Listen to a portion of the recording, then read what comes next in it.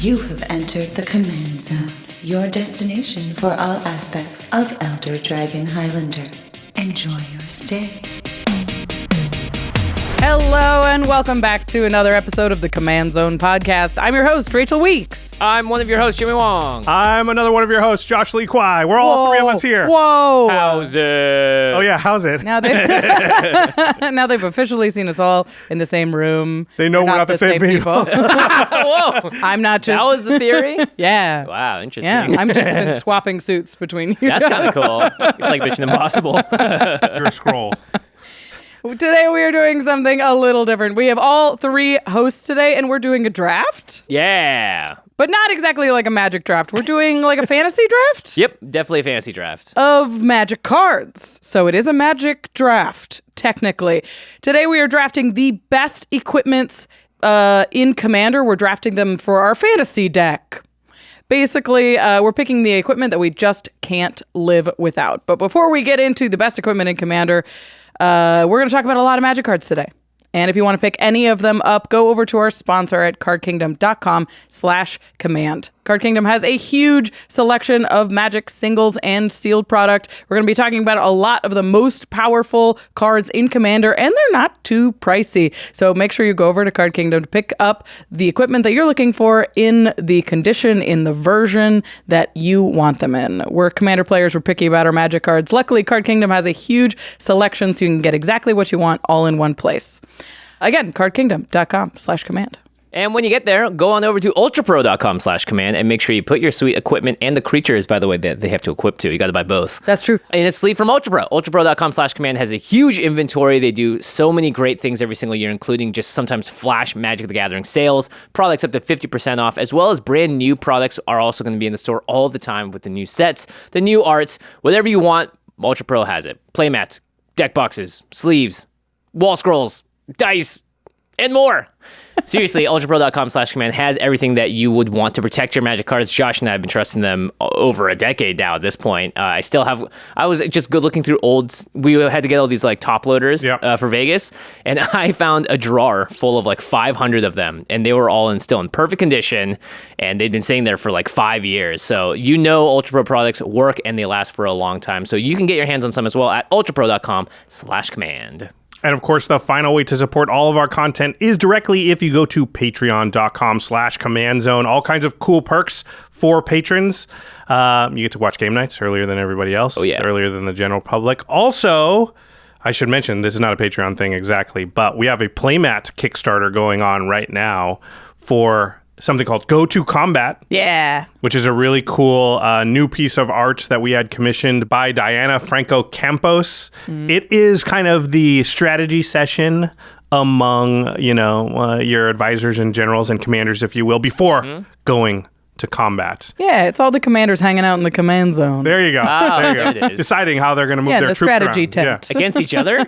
Yeah. Hanging out together beforehand? Hey guys, what's up? We're going to merge each other No, soon. it's all the commanders in your deck repertoire. Okay. Yeah. I don't know. I think it's all the commanders in the four opposing decks. They're buddies. They cast their buddies in the same room. Yeah. Okay, I'm They're going to like, attack look. you here, and then you don't attack me there. Wait, hold on, I'm being cast right now. Bye!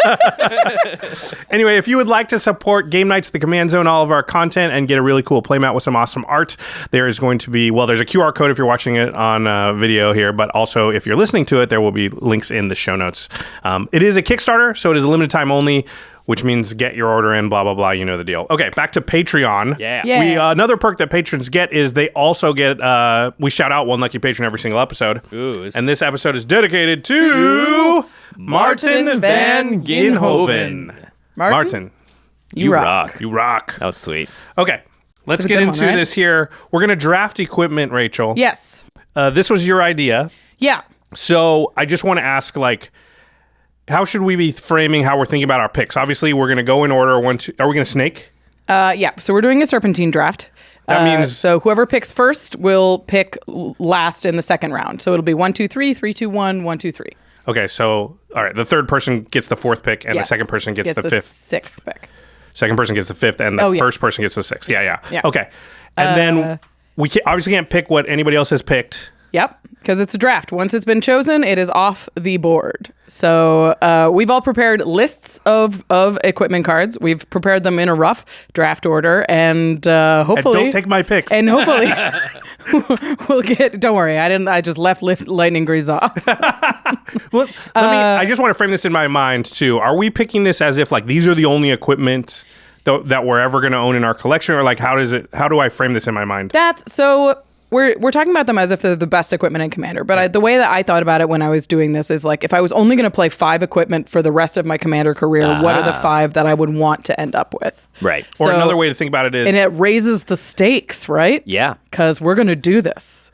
Yeah. So is another way to think about it, if you pick something, I can never have that thing in my collection. Yeah. So how important is each one to me, and should I grab it now? Yeah. Okay, scary. So all of us have different strategies. All of us have different lists and priorities, and we're going to try and keep things as fair as possible. At the end of the episode, we'll see who won the draft. We'll let you all decide that. Yeah, We'll let you all decide that. I'm excited for my round 1 matchup next week. I'm going to... Can you, like, get people off the bench? Like it's fantasy football? Go to the waiver wire. Yeah. Actually, Pick up a Mithril Code or something like Yeah, that. there you go. All right. did make top 5, but it's on the list. At least this way, my first pick is unlikely to get injured in the first game. Yeah, possible. Sorry, all the Aaron Rodgers people out there. Okay. Oh, Brutal. gosh. Brutal. All right. You got pick number 1, Rachel. I don't know how this happened. I went to a website called random.org. It's real, and it chose me. I don't know. So I'm going first, and I am also going 6th. Jimmy, you will be going 2nd and 5th, and Josh, you will be going 3rd and 4th. Nice. I think Josh is in the best Actually position. like I this. genuinely Pole think going 3rd is better than going 1st. I guess it all depends on what y'all pick with 1 and 2. It's true. That's true. Okay. Let's see what you got. Yeah. All right. So that's pick 1. I knew I was going first going into this. And speaking for the Rachel Weeks Go Birds, the number 1 pick in the 2023 equipment draft is... It's Skull Clamp. I'm not living in a Commander where I can't play Skull Clamp. Wow. Let me get that one off my list. Yep. Can't pick that anymore. This was a really tough decision. That's not what I expected. And it was between 2 cards for me, and I imagine one of them will go in the next 2 picks. Yeah. Lightning Grease was my second pick, but I like Skull Clamp. I just love playing it too much, and when it's good, it's incredible. So I think it fits with my style, and I'm making sure it's on my roster. What number did you have Skull Clamp at, Jimmy? It was 2 or 3, depending on what was picked first. Yeah. Yeah, So now it's no longer there. I have it as my number 3. I was hoping to get it with my 3rd pick. Yeah. I'm very surprised, and I think, well, I'm already surprised, so maybe I'll be wrong, but I think the card Jimmy's about to pick was probably my number 1 pick. Let's see what it was, Jimmy. Yeah. It may not be, actually, because this one is a little... I can understand why you would put Skull Clamp first. I think it's wrong, but that's okay. Well, okay, why do you think it's wrong, Jimmy? I'm just curious. Not every deck is going to have my X1s to clamp. I agree. I think. Yeah. But The however, decks that want the clamp really need the want clamp. Right. I think this gets into a really interesting thing about the different ways to think about a draft like this because, the upside of Skull Clamp at its most powerful is extremely powerful. Yeah. The downside is at the floor where it's not that good because if you have a deck full of creatures with 2 toughness or more, or no not, creatures at all. no creatures, a spells deck, Yeah. You don't want your things to die, you don't have tokens, then it's bad. So it's about, there's no rules, right? You can evaluate the card being like, I want cards that are best when they're at their best, but it's also, you can evaluate cards as like, I want a bunch of stuff that is never bad, even if that means that it's never an A+, right? Yeah. So I find myself having trouble balancing that same thing when I was making my list. It's definitely a tough pick, especially with equipment that are often colorless, because you want something that covers a lot of the bases. Yeah. That's interesting because we probably will in this draft get to some colored equipment. And I had trouble really like figuring out where to place it because the same reasons basically. That only goes in blue decks. How much should I knock it down the list because of that? However, I agree with Jimmy. I think Skull Clamp's a little bit narrow. That's why I had it a little bit down. It could also be that you have to play with this card for the rest of time. But and that's you may build a lot That's of awesome. decks. Skull Clamp rules. With X I'm okay ones. with that. Yeah, right? Like, I don't have that many decks that run tons of X1s, Yeah. but if you do, then Skull Clamp may be prioritized a little bit higher. We've often said in the past, if Skull Clamp's in your deck and it's supposed to be there, it's probably the best card in your deck. Yeah. So. It's a lot of easy ways to find it. It digs you out of incredible number of holes. I am always happy to see Skull Clamp. Honestly, I think it's underplayed. Obviously, it goes in token decks. Honestly, it goes like... Yeah. It goes in a lot more decks. Yeah. But if you're just playing a creature deck and like you have anything to do with artifacts or you have anything to do with attacking or sacrificing, like Skull Clamp goes in it. It doesn't matter how big your creatures are. If you're sacrificing at all, Skull Clamp goes in the deck. Equip cost 1 is quite nice. Yeah. What about equip cost 2? My first pick Whoa! is not Lightning Greaves. It's Sword of Feast and Famine. Wow! That's I right. cannot believe that Josh is going to get this third. So I feel good about it. The reasoning behind this is I do think Lightning Greaves is insane. But I think the effect of Lightning Greaves is something that you can kind of find replacements for. Sure. But I don't think you can find a replacement for the effect of Sword and Feast and Famine in Commander, in an equipment specifically, which is untapping all of your lands. Insane. And normally you would think that like that's a green thing, but this is an equipment that goes in every single deck. I have mana problems, and I think it's more important to be able to cast more than one spell in a single turn with Sword of Feast and Famine because you get to untap your lands. Yeah, but Jimmy, you need 5 lands to make this good. No, you don't. You need one installment of 3, and then you can tap 2. Wait, Jimmy, the Sword of Feast and Famine gets better the more lands you have, though. Yeah. But then you're going to cast a spell that lets you draw more cards. There you go, and play there more you go. lands. Yeah. I'm using my sword to cast more Rampant Growths. Man, I'm shocked. I'm so- shocked that goes over Lightning Greaves, frankly. Yeah, I really like Sword of Feast and Famine. I would take Lightning Greaves. However, I can also just take Swiftfoot Boots, and I think for my purposes, it's close enough that I'd rather secure the bag with Sword of Feast and Famine. I really love this difference of sort of evaluation that causes, me to get Lightning Greaves for one thing, but also like different ways to think about cards. I find that super, super interesting. I had Feast and Famine as number 2 on my list as well. I would have lost it, Rachel, if I didn't take it now. Yeah.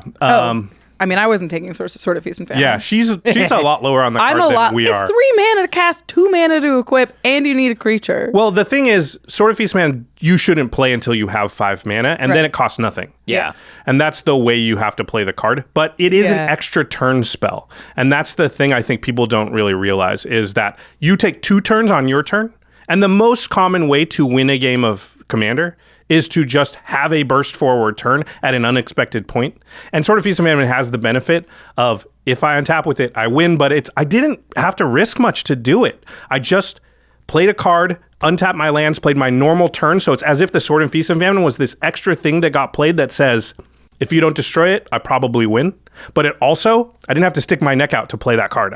I played it for 0 mana. It cost me a card on my deck, a card in my hand, but it represents a potential win for me that most other I win cards are like, spend 7 mana, go, I hope it survives. But I had to spend my turn doing it. Sword of Feast and Famine doesn't do that. Yeah, you still have to like cast it, equip it, and hit, and then it costs 0 mana. Yeah, there's obviously a lot of steps to go through. I just think I'm valuing the upside of what happens. It's great. When it goes It's very through powerful. versus in my case, right, like Skull Clamp, you also need the creature on the battlefield for it to work, right? No, In fact, you need multiple creatures for Skull equipment Clamp. is like, you always need a creature, I suppose. Even in Spells deck, I will play Sword and Feast and Famine because Spells decks often have a go-off turn where they need like access to 20 mana to like close the deal. Yeah. And you have a commander in a Spells deck. And usually you want your commander on the battlefield. Like that is a prerequisite of you winning the game anyway. So you weren't going to win if you didn't have a creature. Yeah. Because that's going to be your commander. And therefore, it's not... I mean, how often have you played Sword of Feast and Famine where you haven't been able to find that spot to play it and attack and get... Like, I don't think I've ever had Sword of Feast and Famine in a game where I've been like, crap, I can't play this and hit somebody. You won't hit, yeah. You always can find a spot. And then now, hey, listen, they may destroy it. They may... Remove the creature in response, Yeah, whatever. exactly. But in general...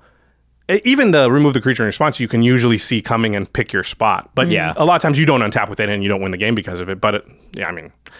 It's a good one. I just don't see picking it over Lightning Greaves at all.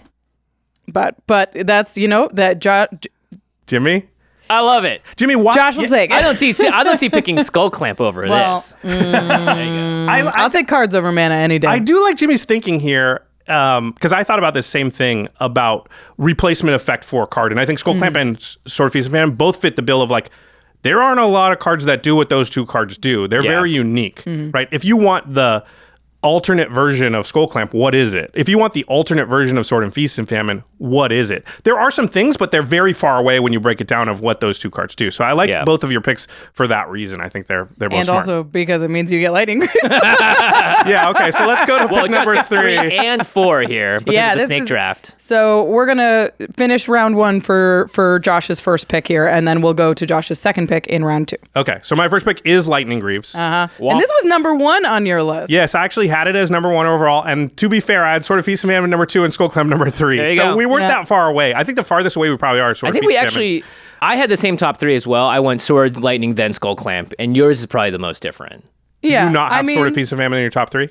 No, Sword of Feast and Famine's my third. We all have the same 3. It's the same top 3. They're just in a Interesting. slightly different order. Yeah, okay. I think like Sword of Feast and Famine is the best sort of this and that. Yeah. By far. I just feel like Commander has gotten to a point where sort of this and that's don't always feel, they don't feel like what they once felt like. Yeah. Gotcha. So I didn't value it as highly as you two did. I also knew that one of you would take it first pick. So I was kind of like, I'm not going to take it first, and one of you are going to take it. So I'm not going to have access to it. Yeah, so I just sort of threw it on the list, and that's not very far off. Like he had it second. You had a second, I had a second, and you had a third, so we're actually pretty close. Yeah. I had it first. I had Lightning Greaves. Oh, and you both had. But why had Lightning Skull Greaves Clamp first, third. Josh? Yeah. Yeah, okay. So Lightning Greaves, and I don't like protection cards that much. Haste though, haste for 0. Yeah, and that's the Haste for thing. 0, yeah. It's the 0 cost, the haste for 0 that really puts Lightning Greaves into the category of like, and I think it's similar to what we were talking about with Skull Clamp, where Lightning Greaves is never the best card in your deck, almost never. But it's average. It's very hard for it to be bad. Yeah. It's It also always makes almost every card in your deck better. Yeah. It's like never going to be below a B+. Mm-hmm. It may never be an A+, but it's never going to be a C either.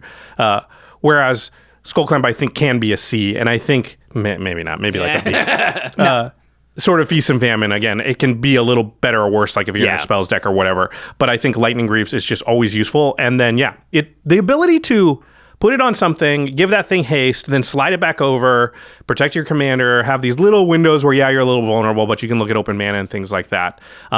We are in the format now more than ever where, like, the commander is very important.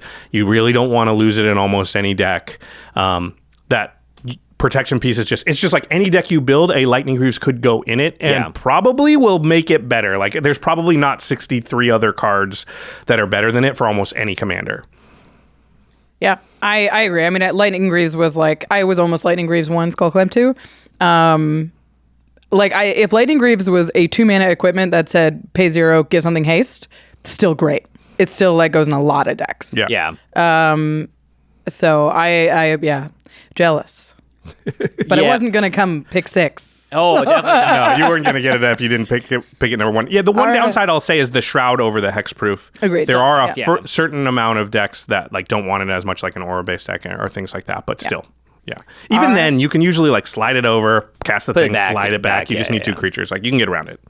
All right. That concludes round 1. We all had the same equipment for the top 3, but this is where things get a little messy. We're all over the place after 3.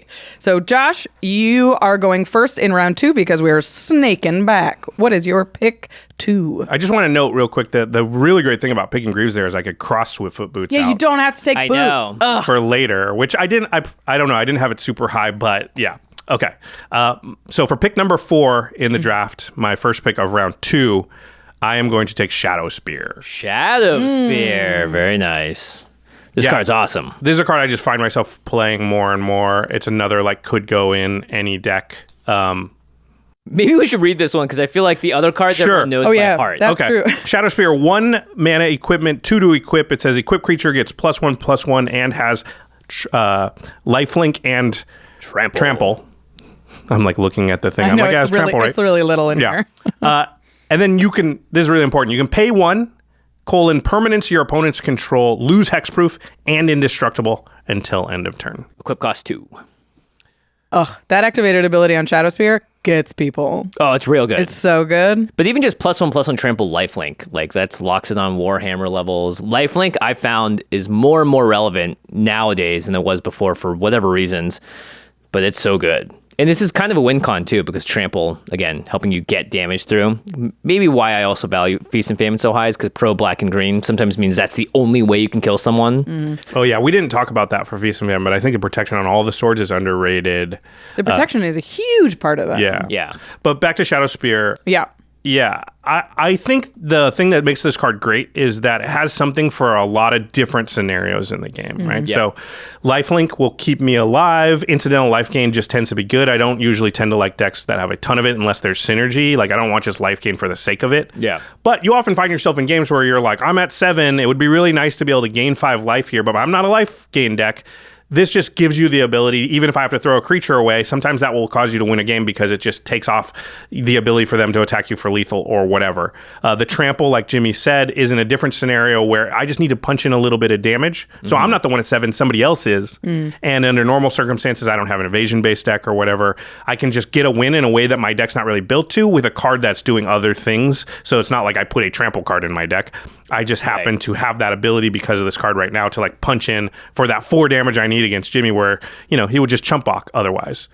And then of course that really important mode of take away hexproof and indestructible is in more control-y situation where like I just need to lengthen this game so that I can get back into it, or there's a board wipe that happened.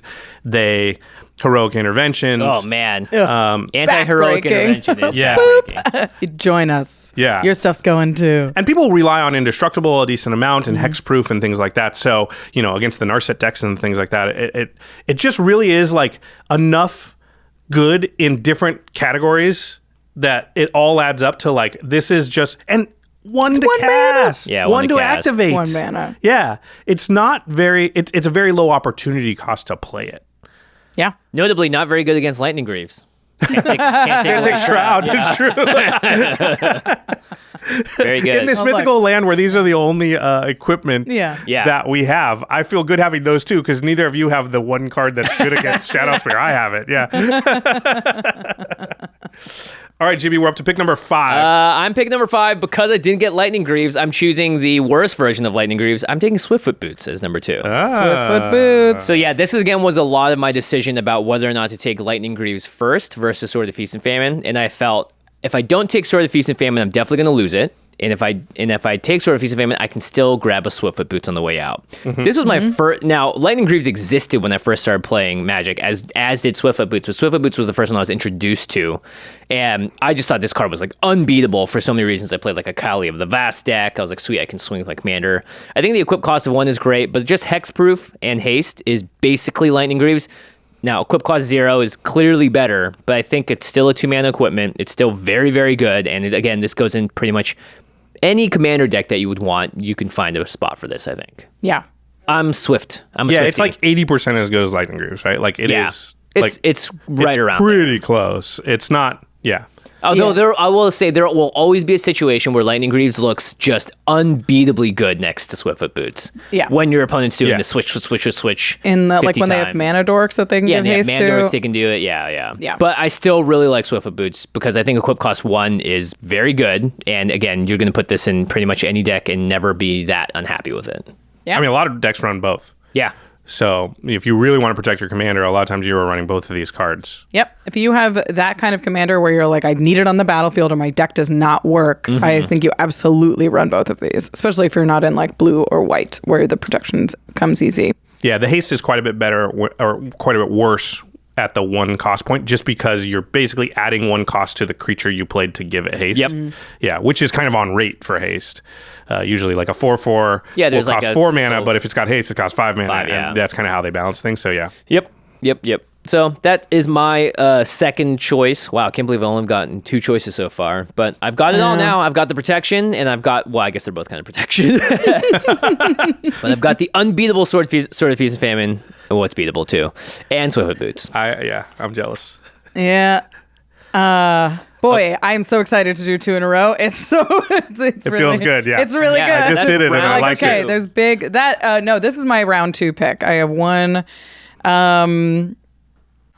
What are you going to take? It's pick number 6 overall, right? Pick number Yeah. 6 overall, and I think I am not allowed to get out of this draft without taking a Sword of the Animist. Aha! Okay. This is tough between Sword of the Animist and Sword of Hearth and Home. I think because Sword of the Animist is 2 mana and it's ramp, it's also more innocuous than Sword of Hearth and Home. Yeah, I've seen games just this sticks around the entire time. And you just keep it's like 6 getting lands. Yeah. I played a lot of games where it's just like Sword of the Animist is like puts you on its back and carries you the whole game. Right. Play a lot of mono white where this is exactly the kind of ramp that I want. And Sword of Hearth and Home, the extra 3 mana for ramp, even with the extra value, makes it slightly worse in this kind of slot, I think. Yeah. So I'm going Sword of the Animist for my pick 2. This might be the biggest gap we've had. I have Sword of the Animist as my 13th pick. I have it as my 8th pick. I play a lot more white than you guys do. I just think there's enough ramp ways now, even in white. I also, we'll get to this later because I think there's a card I'm going to get kind of, well, if we get to it. Yeah, that's the thing, is they do go. There's a very similar card that I actually like better. But I've found Sword of the Animist to be like, fine, I think it's good. It's still my 13th overall thing, but it does tend to be kind of bad when you draw it late.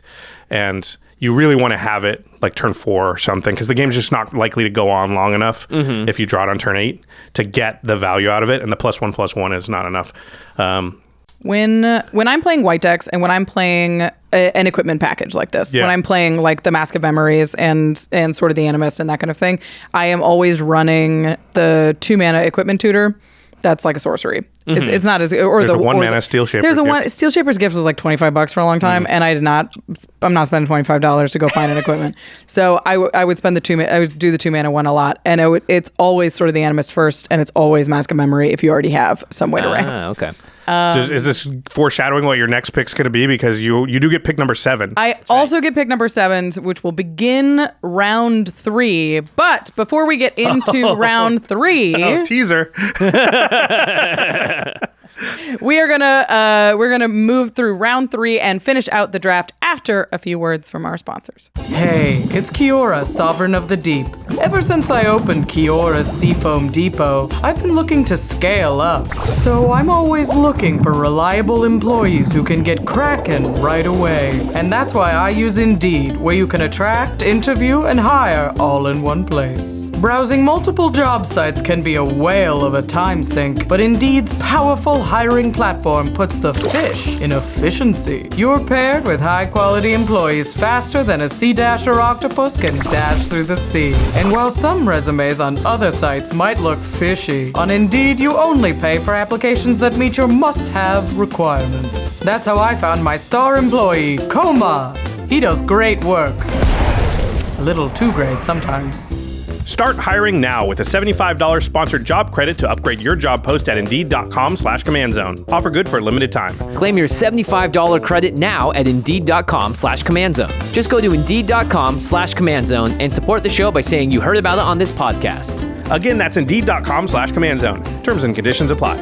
Need to hire? You need Indeed. How's it, everyone? We are very excited to announce the Kickstarter for our brand new Game Nights themed playmat. This is our brand new design, and we are calling it Go to Combat. We have amazing art by Diana Franco Campos. It features 4 knights, each embodying a different color and style of play. The art I really like. It looks amazing. So there are 3 different tiers that you can pledge at for this campaign. So the basic attack tier is where you're going to get just the playmat. The second tier is called the Exert tier, and that's where you get the playmat, but it's signed by Jimmy and myself. And then our highest tier is the Math is for Blockers tier. That's your tier, Jimmy. It is. This one's mine. So you're going to get the coolest version of this playmat, which is the signed hollow foil playmat. You're seeing it right now. Yeah, it looks really sweet. And we're also going to provide these metal tokens, a Knight, Monarch, and Food token that feature art from our Hero series. So check out the Kickstarter page for specifics, information about the tiers. As always, the Kickstarter is for a limited time, so this is your best chance to get your hands on it. Don't wait till the Kickstarter is over. Get down there, figure out what you want to pledge for, and lock it in. Thanks again, everybody, and thank you so much for supporting our content. We really appreciate it.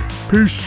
Browsing for some new tech? Yeah, I'm building Playmat and ARCHIDEKT. Ooh, how about Zergo and Ojutai? Did you just drag and drop that card image directly into your deck? Yep, with ARCHIDEKT, you can drag and drop card images from EDH, Rec, or Scryfall directly into the deck list. No typing required. That is so cool. Ooh, okay, check this out. I'm gonna drag and drop Dragon Storm into the deck, and then boom, I'm gonna drop a bunch of dragons on the battlefield. A 9-drop, huh? Seems ambitious. It was just for the pun.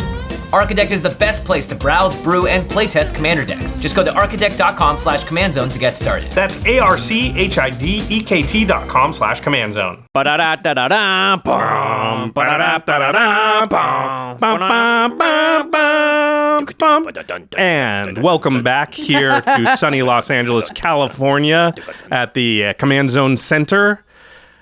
Let's pass it now to our commissioner, Jimmy Wong. All right, everybody. First day as commissioner feels great. We are now in round 3. Just to give a quick recap, Josh Lee Kwai takes Lightning Greaves. Oh, actually, we can start with Rachel. Rachel takes Skull Clamp first. Jimmy takes Sword of Feast and Famine. Josh takes Lightning Greaves, followed up by Josh taking Shadow Spear. Jimmy taking Swiftfoot Boots, and then Rachel rounding things out with a Sword of the Animist. Too early, it turns out. We have rounds 3, 4, and 5. That means 3 more cards for each of our esteemed drafters here today. Rachel, you just had the draft pick in round 2. It's time for you to go once more in round 3. All right. And with the 7th pick in the 2023 Command Zone Equipment Draft, Rachel Weeks, go Birds. Go Birds! Selects. I'm gonna go with the reality chip. Whoa! I'm gonna take it. Reality I know chip. I spoiled Mask of Memory, but and I love it. And honestly, I'll probably lose it because of this pick. But Rachel has went ahead and taken the first colored equipment in the draft here. Oh, I love the reality chip, and I thought it would go a little later because of the color. No, It's good, yeah. I had no chance at it. But. It's so powerful. Reality chip is the kind of card that is good whether it's equipped and is great when it's equipped. Yeah. Like the amount of information that you get from just having a 2-mana 0/4 in play that shows you the top of your library is like when to crack a clue, when to play a fetch, when to cast your draw spell, when you know that you're going to have protection coming up. Even when it's not equipped and you can't cast spells off the top of your library, which I probably should read this card. Speaking of text. The reality chip is 1 and a blue for a legendary artifact, creature, equipment, jellyfish. You may look at the top card of your library anytime. As long as the reality chip is attached to a creature, you may play lands and cast spells from the top of your library. Reconfigure 2 and a blue. Naturally, it is a 0/4. So it's 2 mana just to look, and then it's 5 mana altogether to start being able to cast spells off the top of your library. I just keep putting it in more decks. I just get that have blue in it, notably. Yeah, of course. But I just every time I have it, I'm like, I'm so glad I had it, and I'm keeping my jellyfish on the team. All right. Card's incredible. Yeah, it's so good. It's one of those ones where I'm like, I just keep putting it in decks the same way. Yeah.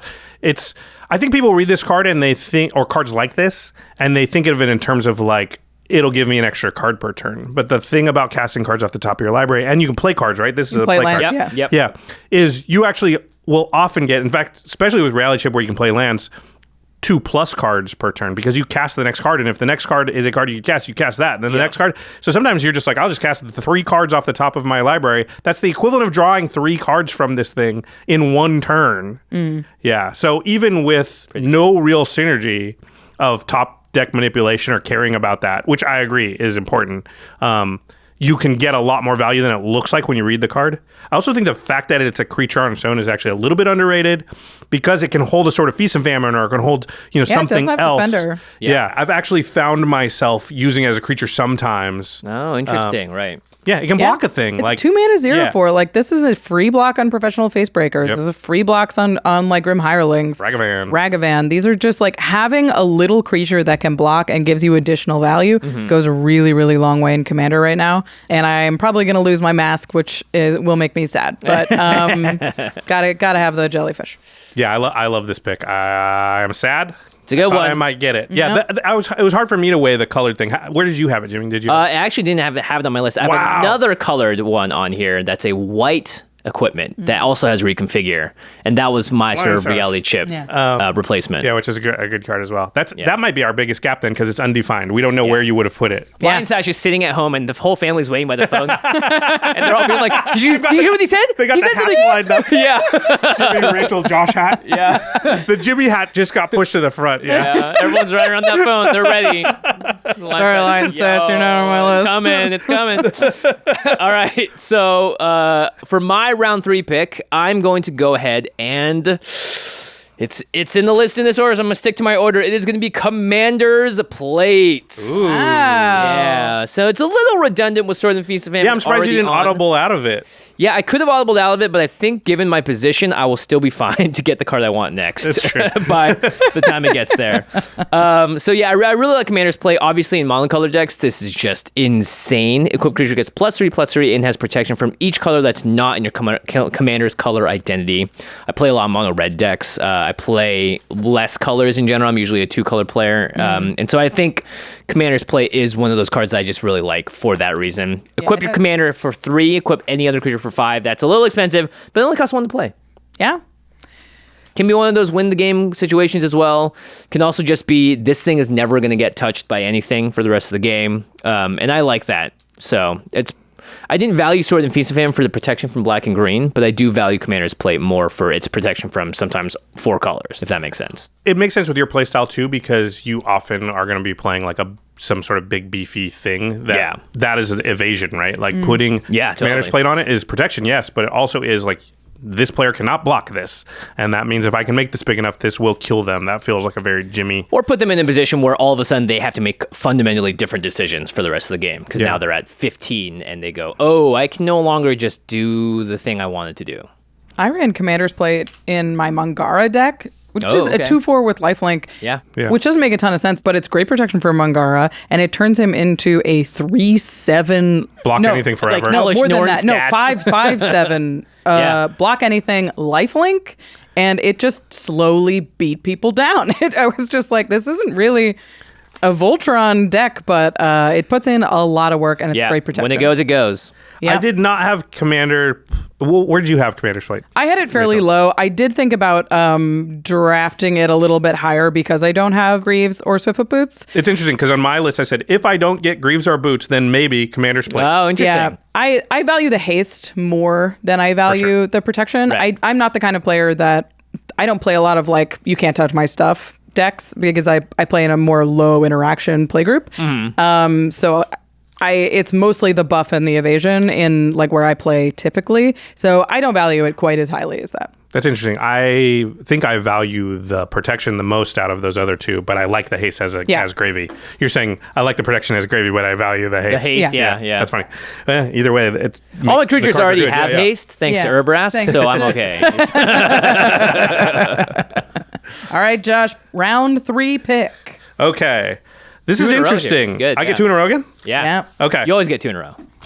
When you're the last pick in a round. Except for the last pick of the whole draft. Okay. I'm thinking about audibling a little here. I'm definitely going to take I had this at number 5, so getting it here, I'm feeling pretty good. Is Sword of Hearth and Home. Yeah.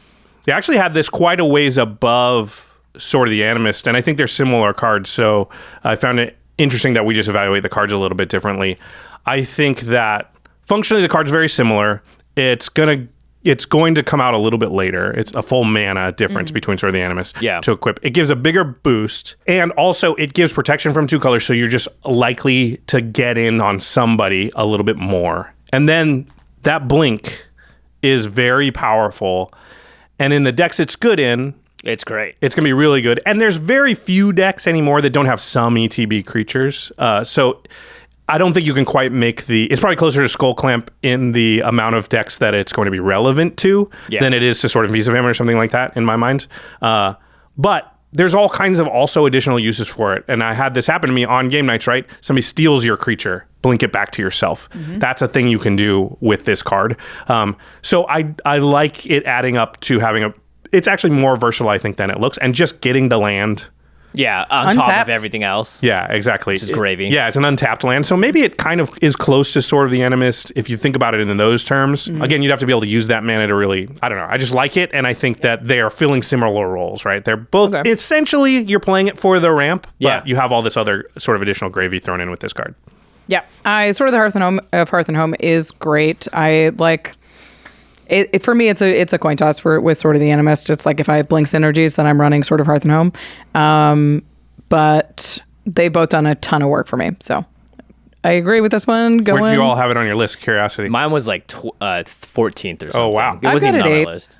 I just haven't. Every time I play with it, I've had the doesn't do as much as I want. I'd rather have Sword of the Animist. I'd rather have what's the Bitter Thorn Nissa's Animist one? Yeah, the living weapon. Yeah, you nailed it. Bitterthorn Nissa's Animus. That's the living weapon one. For 3 mana, but comes with a body. Yeah.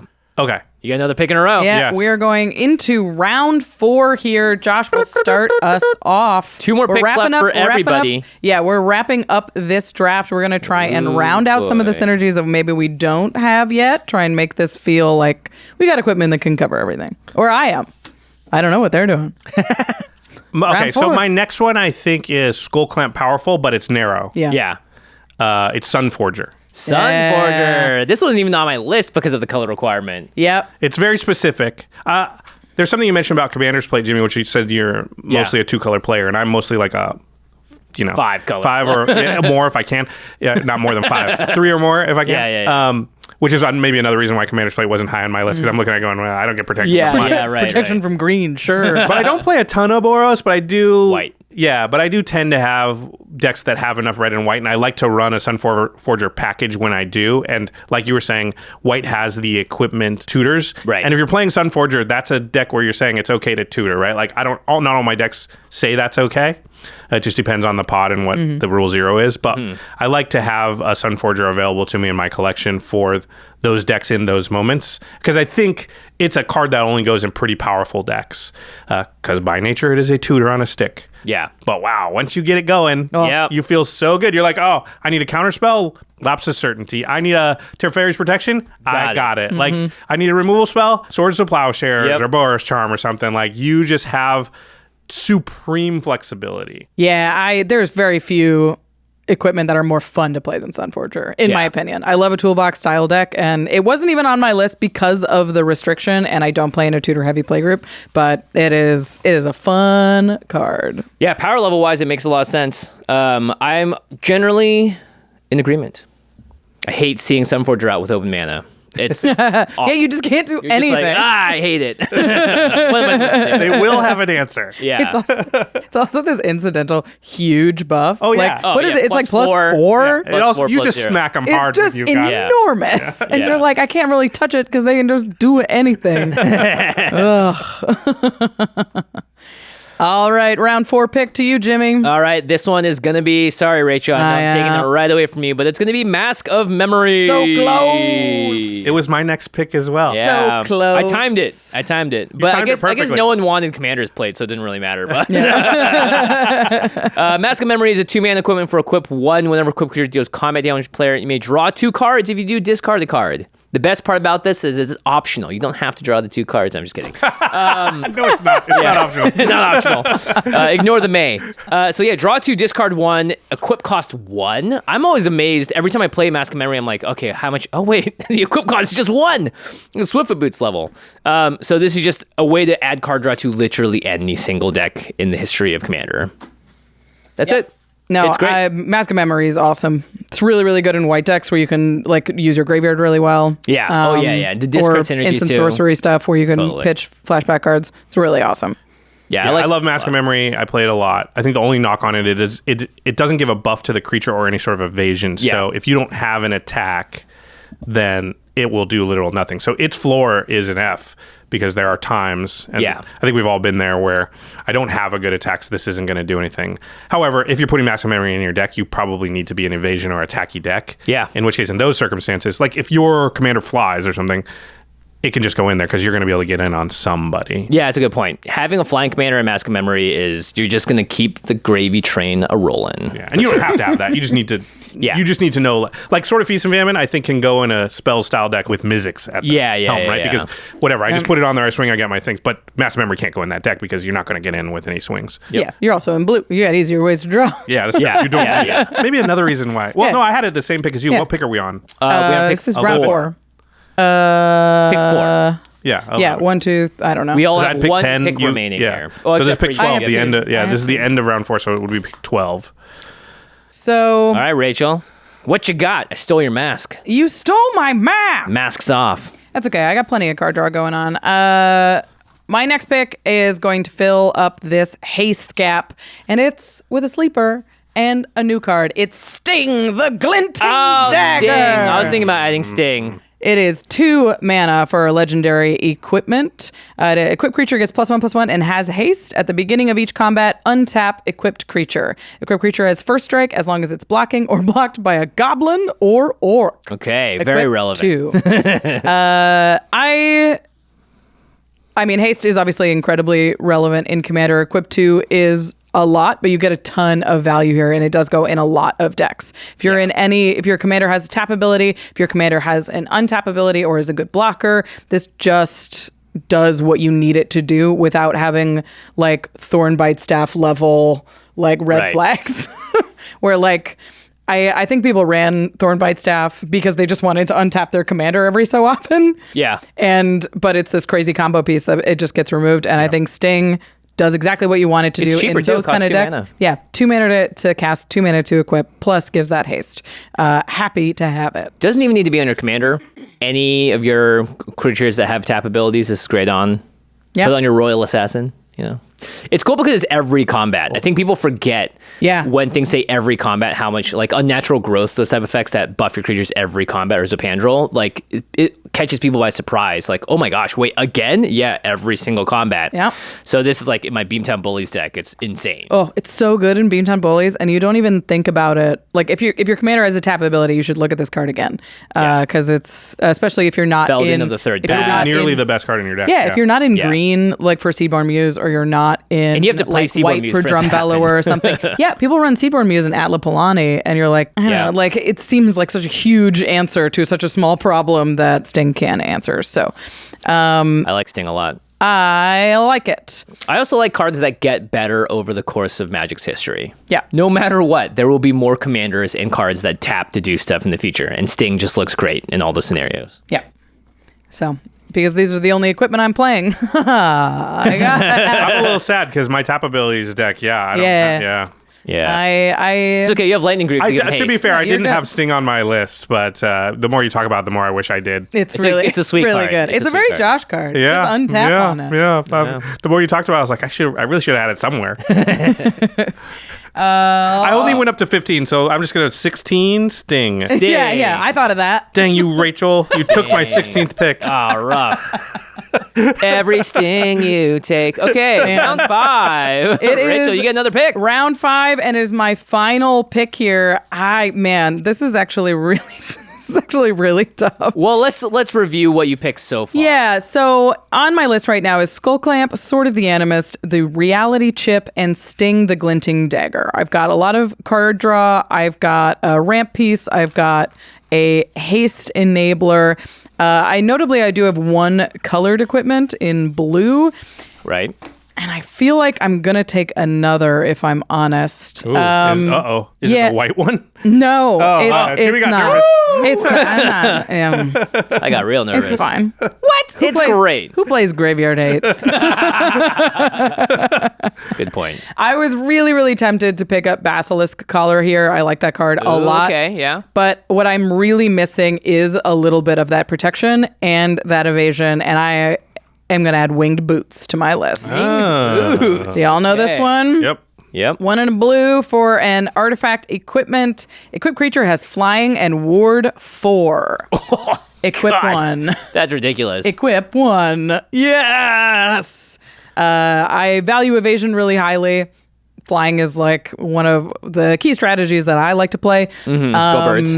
And this just turns so many cards on. It makes so many cards way, way better. And Ward 4 is basically hexproof. Yeah. So. Are you saying that your birds don't even have wings? They just have boots? Yeah, they're that just wearing have boots. They don't want to flap their wings. Yeah, just They're tired. Well, no, you also had traveler's boots on here. That's kind of evasion as well, giving basic lamb walk. I wrote Trailblazers boots on my list, and I put it pretty highly because I do like the evasion on them, but the fact that it doesn't do anything else means it's often redundant. Yeah.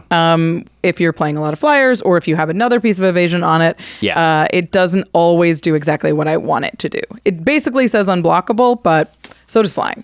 Okay. So those are my 5. Nice. That- Very good. I had that sort of written down as in what I thought is an rated card. It's great. It didn't actually make my list, but I was like, this card's underrated. Yeah. Every time Yeah. I've seen it hit the field, it is very similar to Hexproof. Yeah, you're like, whoa. And they're also like suddenly smacking you with something that you can't block now. Right. Right. So, yeah. You're like, Right. ugh, that 8/8 is not supposed to fly. Yeah. You're like, he's wearing big old I didn't see that coming. shoes. Like, I wasn't ready for that. I thought it was fine. Happy to have it.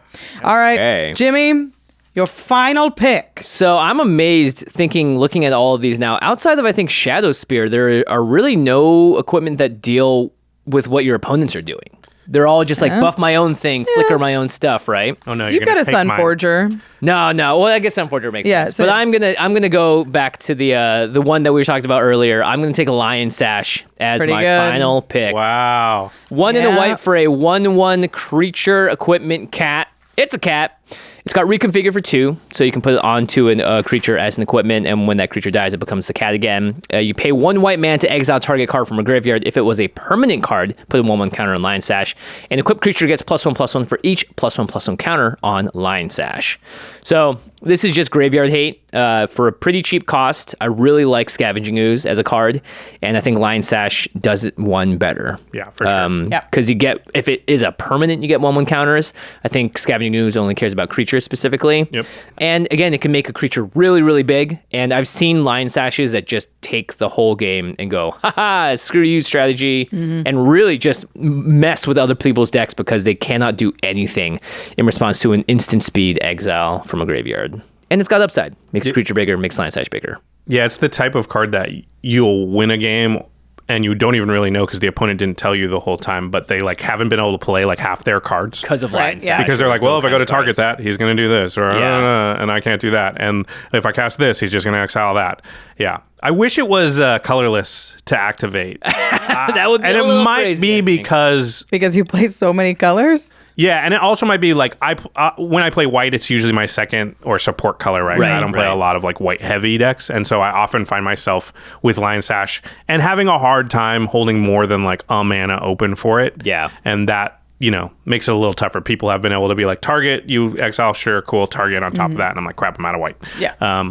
So, yeah. But the card, every time it hits the field, I'm like, that card's doing a lot better A than lot I of would work. think. Yeah. Yeah. There's 2 players that just started sweating profusely for some reason. Did you have it on your list, Rachel? I didn't know. Yeah. I had it in my honorable mentions, which It's great. would be my unofficial, like, 19th pick, maybe. Okay. All right. Yeah, I But don't. we're at pick 15 or I think 14. it's possible that I just don't think of it as an equipment. So it's more like a creature. Yeah, it's just It's an just equipment like cat, it's yeah. a scavenging ooze. It's a really good is point. Like how I Reality think of it. chip, Good point. I do think of it as equipment because when it's equipped, it has an additional ability. Right, But yeah. Lion Sash, When it's equipped, it just makes it bigger. yeah, Yeah. a lot of times you never even see it equip anything. Yeah, it's a little board wipe protection, I guess, is why I would equip Lion you equip Sash. it because is when the like, creature dies, it just becomes the Lion becomes Sash a again. creature, yeah. Okay. All right, the Last final pick. Final pick. It's hard because You've got a lot of question marks. it's hard. Well, I had One question mark. I had a question mark, which was like, do Yeah. I want to switch Mask of Memory with this other card? Yeah. And then I like all 4 of the cards I still have on my list. So we're at the 15th pick, and you two must have picked 4 cards that were off my list entirely to leave room for these 4 cards. Yeah. I like them all, and they could all be this pick. Is it now meta dependent based on what we've picked? I think it's more meta dependent based on what I've got. Yeah. Yeah. So the 2 I've sort of got circled are Dousing Dagger and Umezawa Jite, Ooh, interesting. which do very different things. Yeah. I wanted to talk about Dousing Dagger really quick because I actually like it better than Sword of the Animist. And let me break down some math for you here. Okay. You have to be able to hit with it. Yeah. That's number 1. But you kind of have to be able to do that with Sword of the Animist. It gives +2/+1. It's very similar. Equip costs are basically the same. On the turn, I hit with Dousing Dagger if I can play it and hit. Sword of the Animus, play and hit. Sword of the Animus, you get a tapped land. Even if you don't hit, by the way, just for attack. Yeah, that's true. Just for attack. Yeah. You just have to be able to swing freely and Swing not have freely, everything die, yeah. basically. Yeah. You have to give 2 plants to somebody. If they block, you can often make a deal. I'll give you the 2 plants. Let me hit you you let me once. hit you once. You get an untapped thing that taps for 3 mana. So I'm currently up 3 mana on the Sword of the Animus player. Now on turn 2, they untap their lands. They stack with Sword of the Animus. They use the 1 extra mana they've got. I've had 6 mana now to their 1. Turn 3, they hit again. They get a 3rd land tapped. They use the 2 mana. They've used 3 mana. They've gotten 3 mana in the game so far, extra from their lands. I tap my thing. I've had 9 extra mana than them. Turn 4, they now have used 6 mana. I've got 12. Turn 5, you see how this is going. You have to have Sword of the Animus in play. Now, there's that caveat of you have to be able to hit somebody. But if you can, then it's like 7 turns before they've caught you with the amount of extra mana you've got in the game off Sword of the Animus from Dousing Dagger. And you didn't have to attack each turn with the Dousing Dagger. It's already transformed and done its thing. Yeah. Now, you're a little bit vulnerable. They can remove the Lost Veil, I think. Yeah. But they can also remove the creature with Sword of the Animus, in which case you might have a hard time swinging in. So yeah, that was a thing that I was thinking of. But the problem is I've already got Sword of Hearthenhome. Yeah. So I really don't think in my collection, if these are the only equipment I'm ever going to have, that I need another get me more mana card. Sword of Feast and Famine I thought was the best of them. Sword of Hearthenhome, this, and then Sword of the Animus all filling that role. I've got one. So to Jimmy's point, I want to interact with my opponent's card. Sunforger I do have, but it's limited. I can't use it in all my decks. Umezawa's Jite, I think, is the next card. And a card I used to think was not good in Commander. I think there are probably in our first 40 or 50 episodes, Jimmy, we might have even mentioned Umezawa's Jite as a card that was really good in constructed formats and not good in Commander. We were wrong. Yeah, it's great. It's great. It's incredibly good. It does a lot. Let me read it here, and I'm gonna have to read it because it does a lot. It is 2 mana for an equipment, 2 to equipped. Whenever equipped creature deals combat damage, put 2 charge counters on Umezawa's Jite. Then you can remove a charge counter from it and choose one. Equipped creature gets +2/+2 until end of turn. Target creature gets -1/-1 until end of turn, or you gain 2 life. So if you swing and hit with it once, you can give -2 to a creature, you can gain 4 life, or you can get +4/+4 on a creature, or combinations thereof. Yeah. And I think it's similar to Shadowspear a little bit in that, like, any one of those things, all of those things. Yeah. I like that. Not bad. Yeah. Maybe I just like cards that are good in different situations in the game. If I need to deal damage, this could help me do it. If I'm about to die, this can help save me. If that thing's a problem, I can kill it. And this card does all 3 of those things at a pretty cheap price. So maybe it probably is about, I mean, obviously card evaluation is about your play style and what you like. Yeah. But I probably just feel safe when I have cards like this, which is like, whatever they're going to do, I probably have some way to mess with it a little bit. Yeah. Right. Yeah. And it just comes up so often, too, where it's like, oh, if I block with this and give it -1/-1, you can kill it. So now they just can't block. Now they can't block. Now they don't want to attack. And you're just adding extra math to everyone's head. And once you get that thing to like 4 or 5 counters, oh boy, it can literally do the same thing a Lion Sash can, where people just go, well, I'm not going to play that creature because it can just get -2/-2 instant speed the moment it drops and it will die. So I'm not going to play it. Something that people don't think about with Umezawa's Jite, if you haven't played it against it in Constructed, is that it's combat damage. It doesn't say to player. You could do it on blocking. Oh, yeah, it's a good point. So really good with first often strike. what happens is, it's great with first strike. Often what happens is they'll attack with it, deal damage, move it to another player, a creature that can block. As a little rattlesnake type thing. Puts the counters on the Jite too. Yeah, so not even if you the- block with yeah. the thing and it dies, if it dealt damage, it will keep those counters, and the next time you put it on something, it has them. Yeah, and you can still use the activate those counters even without if it being it's not equipped. equipped. Yeah.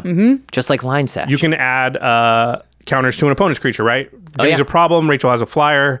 She's, so I say, +2 or whatever. yeah, cool. You swing in, I'll give it +4/+4. It really should have said activate only once per turn. I mean, let's be real. They messed up. The card is outrageous. It's so good, and it's one of those cards that like it could go in any deck, and I think as a result, it doesn't go in many decks. You know what I mean? Yeah. There's a lot of cards in Commander that you're just like, do I put this in an equipment deck? I guess. Yeah. But it doesn't give you a ton of reason to put it in a deck other than it just being like, generally it does a lot of things. So I've had a lot of trouble placing Umezawa's Jite in decks because I'm just like, yeah, it could go in any deck. but it's great. Yeah. Thus, it And will I remain know in my binder. intellectually it's great. Yeah. Yeah. Well, I think if you broke down our styles here, Yeah. I tended towards how good something was on average more than the two of you did. I'd say Sunforger is my one outlier in that Right. category. But yeah, I felt like I was a little less willing, and I think this goes along with my personality, to take a big downside on a card in exchange for a big upside. Right. Whereas I think you and your styles and what I know of playing against you, you're probably a little more on the end of like, I'll take the big upside and then I just won't put this in or build the deck where it would be bad. Yeah, I tend to build towards synergy sort of regardless of what deck I'm playing. So I don't put a card in it unless it has a high synergy. So those like sort of middle cards end up getting cut from my decks a lot of the time. So I love something like Skull Clamp, but like when it's great, it's great. Yeah. Because I need a reason to put it in the deck. Yeah. Other than if it's just not great, I being just like, won't put it in the deck at all. Yeah, like if it's fine, then like I would rather pick a card that is like highly synergistic with the rest of my deck. Yeah, I think I was much more aggressive with all my picks because it was like, it's about combat damage, it's about getting in. Very or Jimmy. Yeah, very much me. So that, I think, makes the most sense for me. I'm sad I couldn't pick Masterwork of Ingenuity. I had that on my honorable mentions too. That's- Yeah. Just as That's like, an this is interesting- a limited meta and I want everyone else's equipment. Yeah. Yeah. I picked everything basically. Yeah. That's an interesting question. Is like, what's the one card that, let's say, hasn't been picked that you're saddest that you didn't wind up with? Mine's got to be Masterwork of Ingenuity. Yeah. Or maybe Lucille, because I think that card is pretty ridiculous. Yeah, too. Lucille Sweet. How about you, Rachel? I had a list of honorable mentions. Yeah, I have a list like a long list. It just kind of keeps going.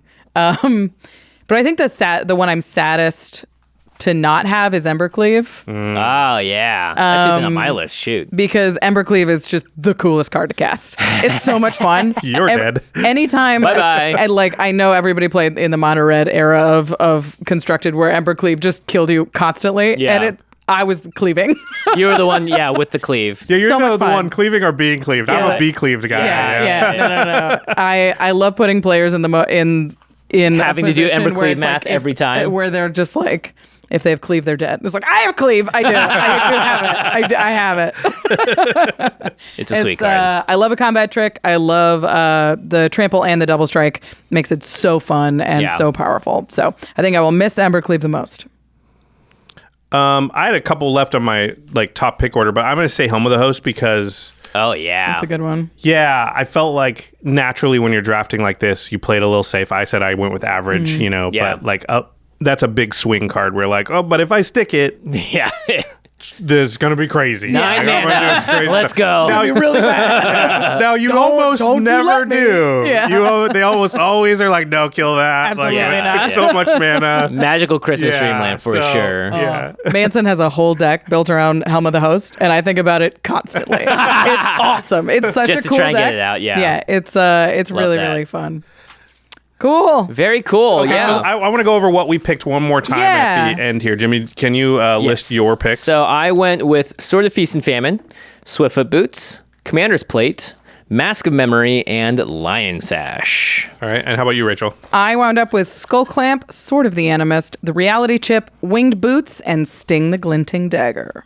I'm jealous of that Sting pick. I went with Lightning Greaves, Shadow Spear, Sword of Hearth and Home, Sun Forger, and Umezawa's Jite. Pretty good. I'm jealous of the Shadow Spear pick. I know. Shadow I think Spear. that's the one. Outside maybe Greaves, but I got the boots, so I'm okay. That's one of the cards that it just feels good to draw. Where you're like, Oh, oh, yeah. all right, we're good. You feel nice and safe. I just Yeah. you just feel good. I think I have a lot of nice and safe cards. Jite, Sun Forger, Sunforger Shadow for sure, Spear, yeah. Yeah. Lightning Greaves. Yeah. And think we Jimmy know and I how are I like, play. dude, Yeah. do them. stuff. Yeah, I'm like, Smack. stop them. And you guys are like, Kill them. kill you. Yeah. It just goes to show, and I think like I've often talked about gaming in general, and like people have like gaming personalities, and Yeah. if you play enough different games with the same person, you'll see that their personality is the same if they play poker or basketball yeah, or yeah, Magic, yeah. or like they're gonna play in the way they play, or Street Fighter or whatever, StarCraft. Like you just see League like of Legends, yeah. people just sort of have a natural style that is the way they play. It's there. You very rarely find a person who's like, I play StarCraft or Street Fighter as a very aggressive player, and I'm a very reactive player in Magic Yeah, and no whatever. way. Like no, yeah. Yeah. So very interesting. All right, this is a cool idea. Thanks, Rachel. Yeah, very what a cool. fun episode. To the listeners, what is your first pick equipment? Was it the same of our top three that we all matched? Who came out on top after this draft? Who do you think won the draft? Did we miss any equipment that you would have snapped up? Yeah. Also, did you like this format of episode? Obviously, equipment is just one category of many Magic card categories. So Yeah, I could totally see this with creatures, yeah, artifacts. I mean, 2 drops, 3 drops, enchantments, like, 2 drops. Red yeah. cards, Mana blue rocks. cards, Yeah. planeswalkers. We could do this episode forever. Planeswalkers. Planeswalkers is a great one. I play 0 planeswalkers in my deck. Yeah, but that's It's Ugin, Elspeth. Yeah. Yeah. Renin the other Ugin. Duretti, but I keep taking him out of deck. I keep putting him in though. Yeah. Yeah, let us Slow, know in the unfortunately. comments what you all think about our picks today, as well as your own. And of course, if you have any picks that you were like, they didn't mention it, I'm not going to comment about it because I'm going to go snap one up right now. Head on over to cardkingdom.com/command. You can find all of your Magic cards, sealed, singles, and more on the website, as well as the special foil versions, the art versions, whatever you want. You should be able to find it from cardkingdom.com/commands. Big ol' inventory. And the best part is you get all of your cards in a single package at your front door so that you have the equipment and the creature to put it on for your next deck. Head on over cardkingdom.com/command, support the show, and get the cards you want. And of course, once you get those cards, go on over to ultrapro.com/command so that you can keep everything protected. They are the game accessories brand that we trust our own collections to here at the Command Zone. They make all kinds of cool deck boxes, sleeves, wall scrolls. If you want it, they've got it. They've got it. Yeah, and they've got it with the art from the current set or the art from the past set or the logo for the guild that you like. They have all that stuff because they have the deals with Wizards of the Coast. And of course, if you go to their website, again, ultrapro.com/command, you can often find all kinds of crazy deals because they're all the time just doing discounts on certain products. So often have found like, oh, I'm going to buy like 6 binders right now because they have a huge discount on binders. Just did that. Yeah, exactly. So again, ultrapro.com/command. All right. Shall we do an end step? Does anyone have an end step? Will we talk about something cool outside the world of Magic? Oh, I have one. Oh, got one? great. Yeah. Go. Okay, so I think we talked about season 1, but one of my favorite fantasy book series of all time is Wheel of Time. Oh, right. And they made it on Amazon, right? Yeah, Amazon Prime has made it, and season 1 was not that great. Yeah. I was not super disappointed because usually shows aren't great, so I went into it thinking it won't be great. But I watched season 1, and I was like, show's not that great. Season 2 started, and I was like, didn't start watching it, and I just started hearing all this chatter that it's actually pretty good this season. So I was like, all right, I'll try it. And you know what? It is actually pretty good this season. Cool. What's the thing that makes it better?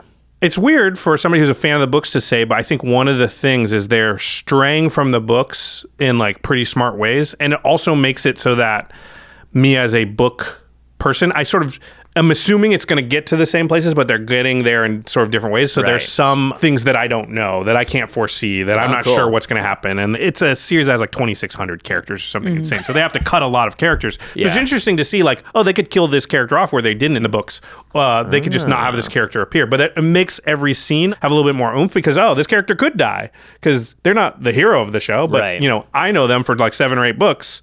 But so it gives a little, and they've been smart about making those decisions. So anyway, if you tried season 1 of Wheel of Time and didn't like it, I would try season 2 because it's gotten quite a bit better. Yeah. Nice. That's good to know. That's very good to know. The other thing about fantasy shows is like books are so hard to like do the same thing. Yeah. So TV shows have to be really smart about like, let's just not touch on the whole mind reading thing. Yeah. Like, or whatever. I haven't Because we read can't Wheel hear of Time. their inner monologues. So it Yeah, doesn't make yeah, sense. yeah. So let's just do this. Do you know if they're working with the author at all to sort of make some of these decisions? Well, Robert Jordan has passed away, sadly, and our good friend Brandon Sanderson That's right, he finished took up the the series, helm, the last 3 books, but he's not. Don't quote me on this. I believe I've seen tweets from him in the past where they were bringing him out and he's consulting a little bit. And Robert Jordan, the original authors, I think his family has been involved a little bit. But obviously they don't have access to the person who It's tough. knows everything and knows the most. And in some ways that could be good, in some ways it could be bad. But I think this is probably allowing them to make more changes than they probably would be able to if the original author was around. Right. And who knows, if Robert Jordan was around, maybe season 1's awesome and they could really dial in on what's important and maybe not have, missed as much. But I think also the boon of a disappointing season 1 is that season 2, I'm more amenable to the changes they're making because it's like, well, it wasn't very good. So, at least they're trying stuff, and I'm more open to it. Where a lot of people who read books and then watch things are like mad when they change stuff, right? Yeah, Right. yeah. But if you saw them try and not change things and it was bad, then when they do change things, you're like, I get it, and that's actually kind of good. Yeah, it's kind of exciting too to be like, oh, they're doing this. Oh, interesting, because you know enough of the backstory, right? Yeah. Very cool. Okay, Wheel of Time on Prime. All right. Before we go, we got to say a big thank you to our amazing team here at the Command Zone. Thank you to Damon Lentz, Eric Lem, Megan Yip, Gaurav Gulati, Jordan Pridgeon, Jamie Block, Arthur Metacroft, Manson Leung, Josh Murphy, Jake Boss, Sam Waldo, Evan Limburger, Craig Blanchett, Katie Cole, Mitch Trafford, and Gabriel Poza. Woohoo! Thanks everyone. And thanks to you out there. For watching. You, specifically you, who drafted I don't know, Lightning Greaves first, I guess. Yeah. Hey, you say that like it's boring. Yawn. Try going to combat. Kickstarter. Okay, all right. Yeah. Thanks everyone. We'll see you next time. Bye bye. Peace.